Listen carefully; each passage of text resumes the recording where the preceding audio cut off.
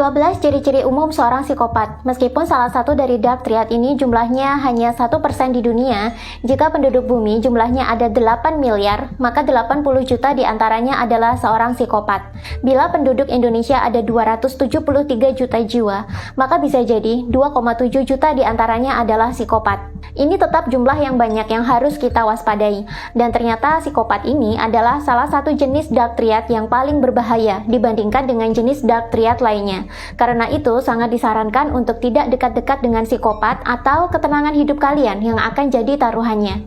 Bagaimana kita bisa mengenal psikopat yang ada di sekitar kita? Setidaknya ada 12 ciri-ciri seseorang mengidap psikopat. Kalau ketemu orang dengan beberapa atau bahkan semua ciri-ciri berikut ini, segeralah menjauh.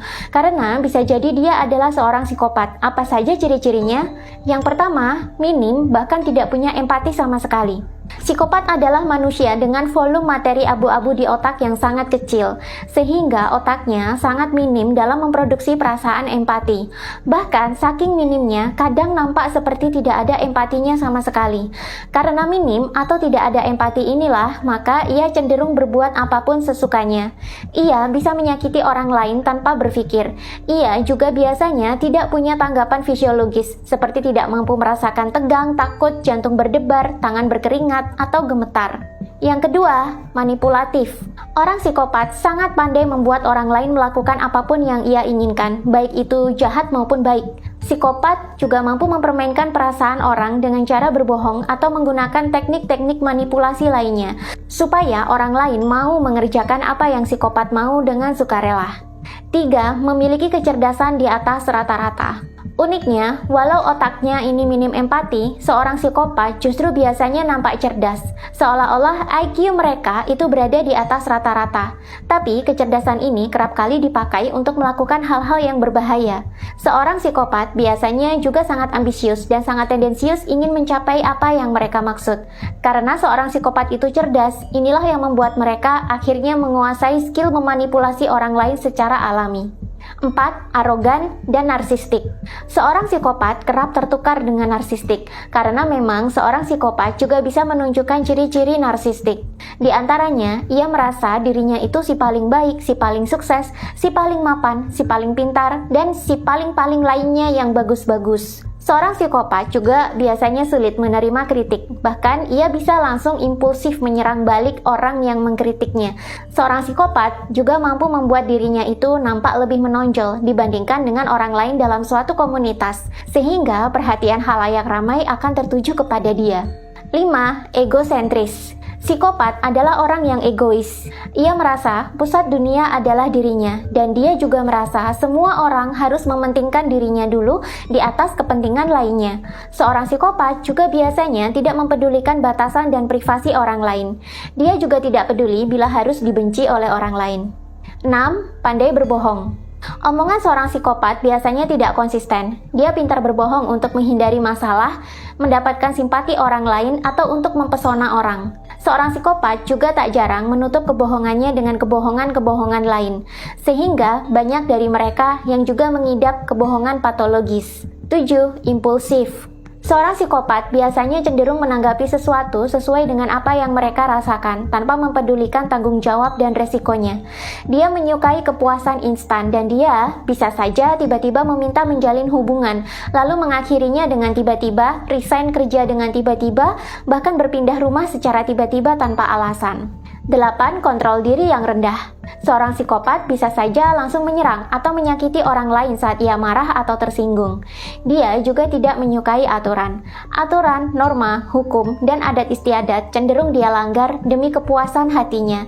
Bahkan janji dan komitmen yang ia buat sendiri kerap ia langgar. Itulah kenapa seorang psikopat sangat mudah melakukan tindak-tindak kriminal atau tindakan melanggar hukum dan moral lainnya. 9. Mempesona di awal. Seorang psikopat sering nampak menyenangkan di awal. Dia sering tampil dengan kepribadian yang mempesona, entah menampakkan diri sebagai seorang alfa atau memiliki gaya bicara yang memukau. Terkadang seorang psikopat akan nampak lucu dan karismatik di awal. Tapi ketika jati dirinya muncul, maka ia tak ubahnya seperti iblis yang kejam dan tidak berperasaan. 10. Tidak punya rasa menyesal atau rasa bersalah. Seorang psikopat tidak pernah peduli atas apa yang mereka lakukan terhadap orang lain. Jika ada yang tersakiti olehnya, seorang psikopat malah biasanya akan mencap lawan bicaranya sebagai orang yang baperan atau berlebihan. Seorang psikopat juga tidak memiliki rasa bersalah atau menyesal sama sekali setelah ia menyiksa hewan atau orang lain. Dan biasanya ia tidak mengenal rasa takut.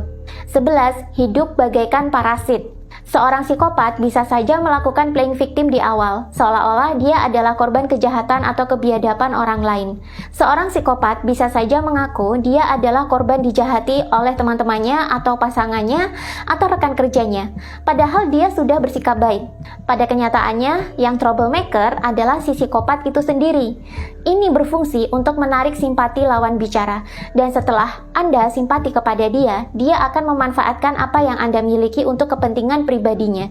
Biasanya ini tidak jauh-jauh dari urusan harta, tahta, atau kebutuhan seks. 12. Suka menyiksa binatang atau orang lain.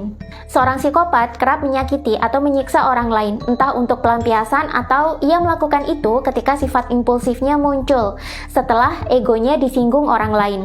Seorang psikopat bisa saja menyerang Anda dengan brutal dan bertubi-tubi setelah Anda singgung egonya. Dan setelah Anda hancur dan berdarah-darah karena ulahnya, dia tidak akan menunjukkan ekspresi bersalah sama sekali. Bahkan dia tidak akan menyesal dan tidak akan pernah memberikan belas kasihan kepada orang-orang yang pernah ia sakiti.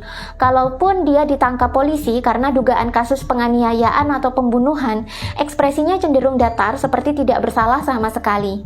Nah, jika kalian menemukan beberapa atau semua dari ciri-ciri di atas, maka segeralah waspada. Jika Anda bertemu dengan orang dengan tanda-tanda psikopat, sebaiknya menjauh dan tidak terlibat hubungan apapun dengannya. Karena berhubungan dengan dark triad itu sama dengan Anda berhubungan dengan penjahat. Anda hanya akan berurusan dengan manipulasi dan kejahatan yang di luar nalar dan hati nurani manusia. Seorang psikopat adalah dark triad yang paling berbahaya. Namun, seorang psikopat juga bisa menunjukkan sisi Machiavelli dan narsistiknya kadangkala. Bahkan, kadang manusia bisa tertukar antara psikopat dengan narsistik. Seorang empath sebaiknya tidak kasihan dengan dark triad ini, karena rasa kasihan dan empati yang dimiliki seorang empath hanya akan membuat dark triad ini mendekat dan memanfaatkan apapun yang dimiliki oleh empath untuk kepentingannya sendiri. Ketika empath sudah sadar dan ingin lepas dari hubungan toksik dengan para dark triad, mereka biasanya akan menghancurkan empath dan tidak memberikan empath kesempatan untuk kabur dengan sumber daya yang dimiliki. Selengkapnya akan saya bahas lebih lengkap dalam online kelas saya tanggal 22 dan 23 Juli besok dengan tema Empath, Dark Triad, dan Perang Akhir Zaman. Baca deskripsi video untuk informasi pendaftaran. Kelas ini terbatas hanya untuk 100 orang saja per sesi. Jadi mumpung ada, manfaatkan kesempatan ini. Dan Anda juga bisa mengikuti sesi hipnoterapi gratis dalam kelas. Sampai ketemu!